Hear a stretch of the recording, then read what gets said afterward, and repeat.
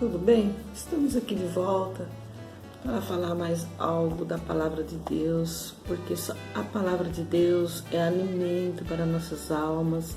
A Palavra de Deus nos fortalece, nos levanta a cada dia. Nós temos que a cada dia se alimentar da mensagem, da Palavra do nosso Deus. Hoje eu gostaria de falar algumas palavras sobre Ana.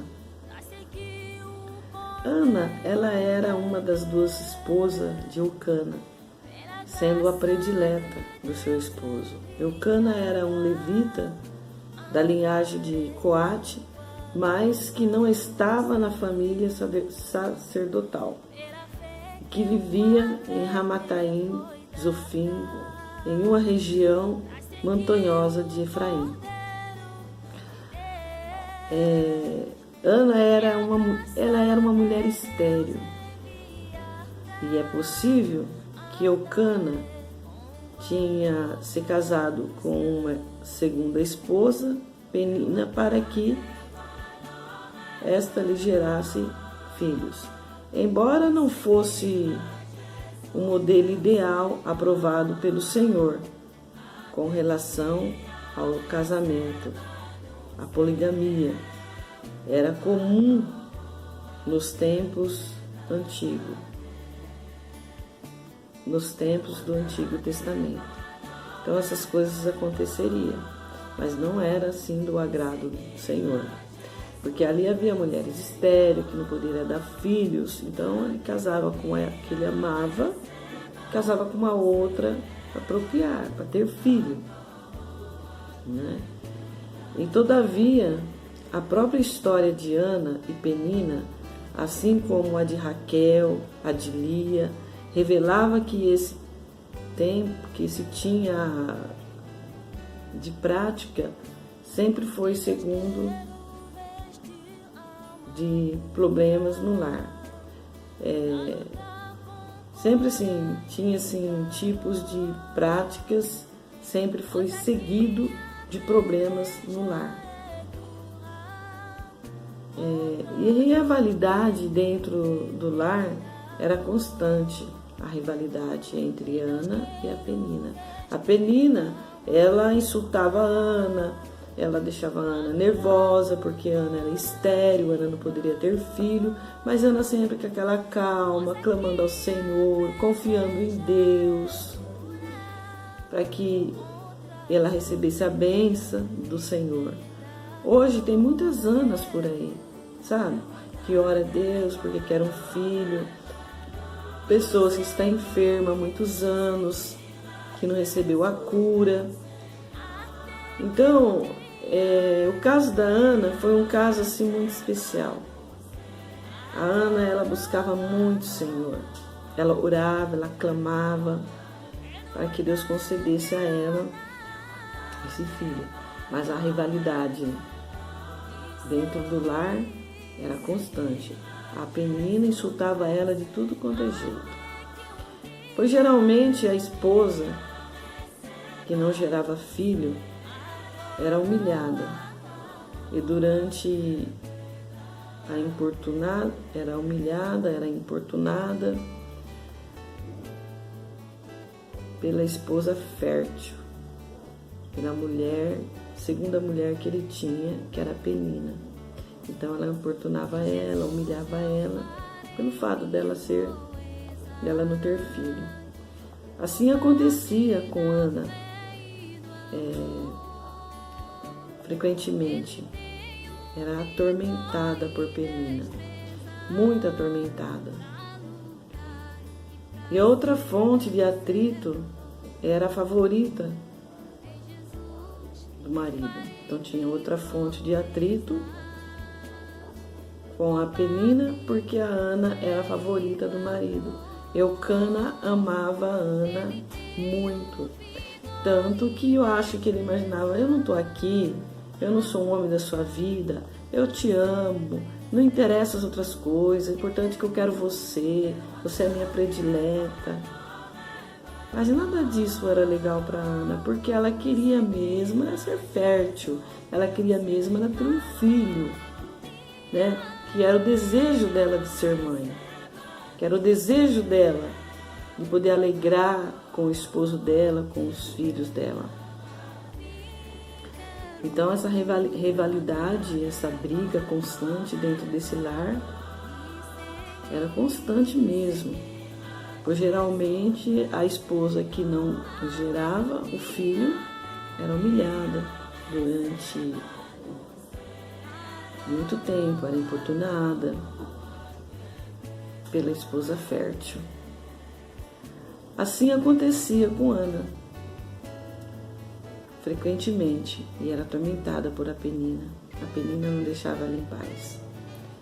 E essa outra fonte é que a Ana era a predileta de Eucana. Então ela ficava mais irritada ainda pelo favoritismo que Eucana tinha pela Ana. Para com uma esposa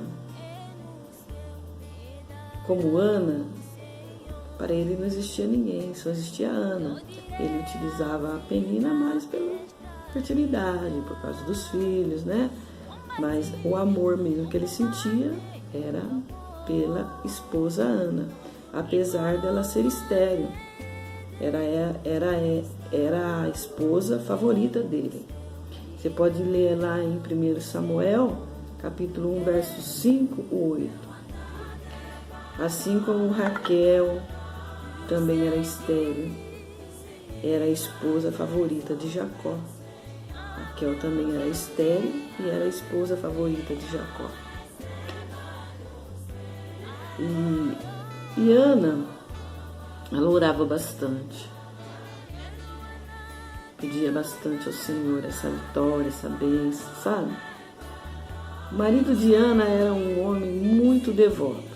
A todos os anos, ele levava sua família para Siló, onde ficava ali localizado ao tabernáculo desde os dias de Josué. Você pode ler lá também em Josué 18, capítulo 1, e você vai ver o que está escrito lá sobre esse assunto.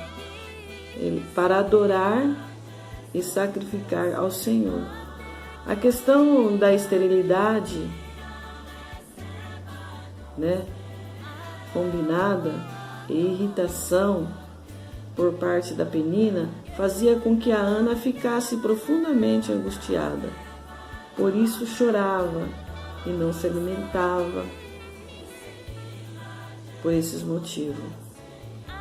Aí você vai ler em Samuel, 1 Samuel capítulo 8, que está escrito aqui, 1 Samuel capítulo 8, está escrito assim: Então Eucana, seu marido, lhe disse: Ana, por que choras? E por que não comes? E por que estás mal? O teu coração não te sou eu melhor do que 10 filhos? Ele dizia: por que choras? Por que está irritado o teu coração? Eu não sou melhor do que 10 filhos. É importante que eu te amo, importante que não me importa os filhos. Mas o que a Ana queria era o amor do marido e os filhos. Qual mulher que não quer ser fértil? Qual mulher que não quer ter filho? A filho nosso é a herança de Deus, é o nosso presente que Deus nos dá. Entende? Então eu não falo só por isso, por filhos, eu falo por outras coisas também. Às vezes você está orando há anos a Deus para que Deus liberta seu filho, você está clamando ao Senhor Jesus e a bênção não chega. Mas você tem que acreditar, você tem que confiar no poder de Deus.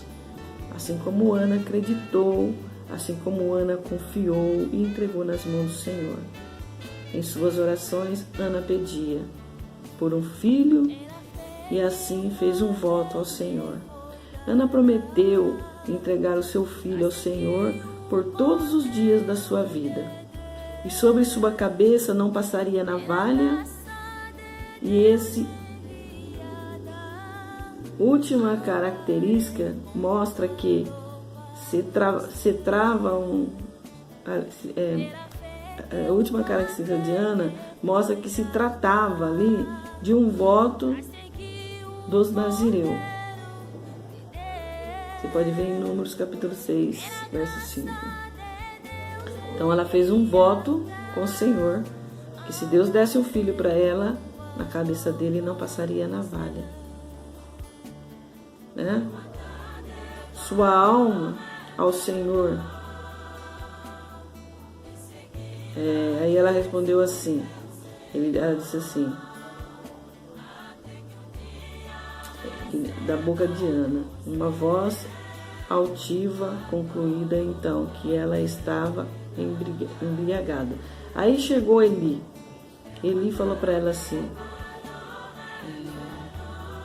o sacerdote, ao observar, ele havia reparado que Ana só movia os lábios e não saía da sua boca nenhuma voz audível, concluindo então que ela estava embriagada. Então ele pensou ali que ela estava embriagada e já acusou Ana, já condenou Ana, entendeu? Porque ela estava falando só com os lábios com Deus. Isso acontece com muitas pessoas. Às vezes você nem está pensando nela e ela já está achando que você está falando mal dela. De repente você está falando com Deus e a pessoa já está pensando coisas que não é desagradável aos olhos do Senhor. Então, o que acontece? Quando ele pediu que Ana se apartasse do vinho, ela respondeu dizendo,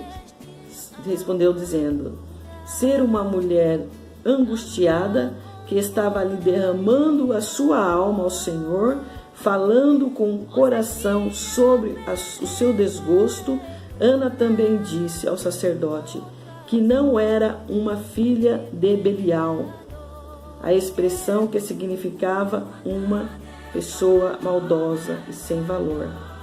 Você vai ver em 1 Samuel, capítulo 1, verso 14 e 16.